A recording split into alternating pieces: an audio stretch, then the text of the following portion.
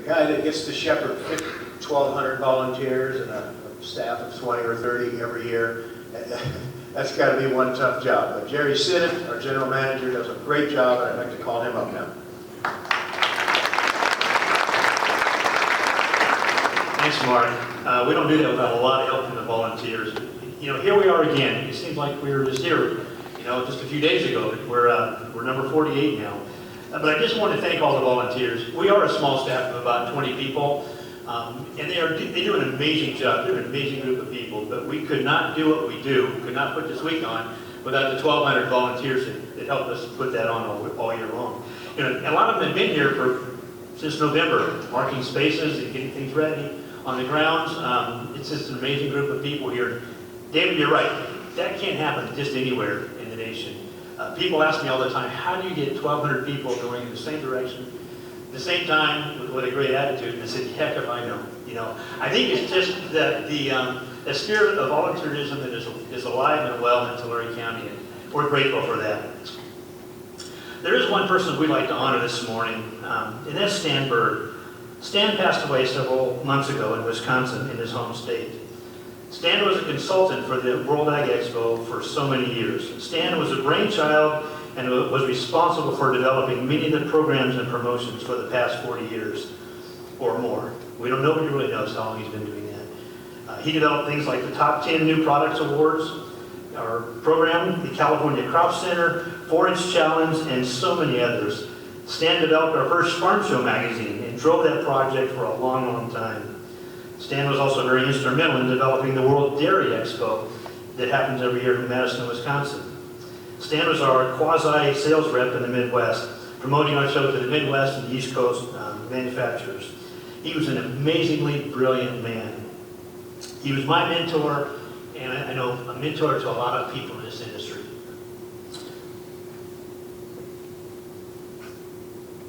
And we'd like to honor Stan by mounting this plaque in the lobby of Heritage Complex in his memory. Let me just read it. In memory of Stan Bird, in honor of his dedication, vision, and inspiration to the International Ag Center and World Ag Expo. His contributions and leadership will long be remembered with great appreciation. The volunteers, staff, and friends of the International Ag Center 2015.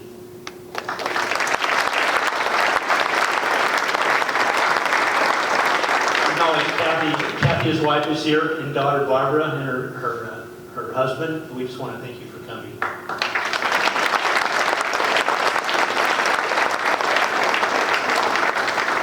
You know, we always say that being chairman of World Ag Expo is not for the faint of heart. Their lives and their families' lives are sometimes turned upside down with all the demands that are put on them and their families. And really, all they get is a hat and a jacket, and we'll feed them a few times. So Diane Mathis, who is also a past chairman, mentioned that we really need to do something to honor and show our appreciation to those past chairmen. So Diane has worked really hard. She's developed and got a perpetual trophy that we wanted. It has all the names of all the past chairmen, and that'll be presented to every chairman at the next upcoming chairman. Alan, you only get that for 30 days.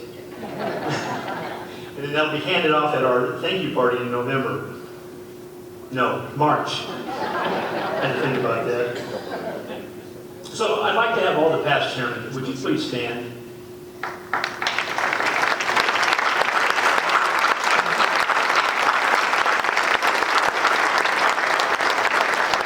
Thank you. If you notice on the wall over here to my left are all the photos and some memorabilia from all their years of service. So truly, we could not do what we do without you guys, and I truly appreciate all of your work and your wisdom. I'd like to recognize today USDA Foreign Ag Service Administrator Phil Carsing, who is here with us today from Washington, D.C., and will be speaking later in the International Trade Seminar. So Phil, would you please stand?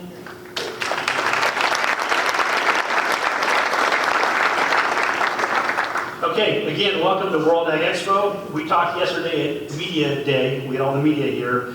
The things that happen on the showgrounds this week will literally change the face of agriculture globally. And we're glad you're here to join with us. Thank you. Thank you, Jared. I think it could be said that being chairman is hazardous to your health All you have to do is look at those before pictures and then look at the after picture. Well, it's what it is. Well, we've got some elected officials with us this morning. We're sure happy to have them. So first up, newly elected District 26 Assembly Member, Devin Mathis.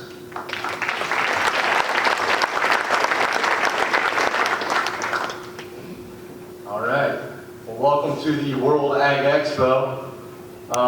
As they said, the biggest thing we're facing right now in the state of California is making sure we get water flowing down here. That is my primary objective and goal. I'm a past military guy. I was a sergeant for 10 years, so I like getting everybody together and go, all right, this is the mission. Let's get together and get this done. So that's what we're doing. We're keeping eyes on the target and making sure we get water flowing down here, figuring out better ways to use water, use the technology that we have, and move forward so we can better provide for people back home, and so we can keep Tulare County #1 in ag. Thank you.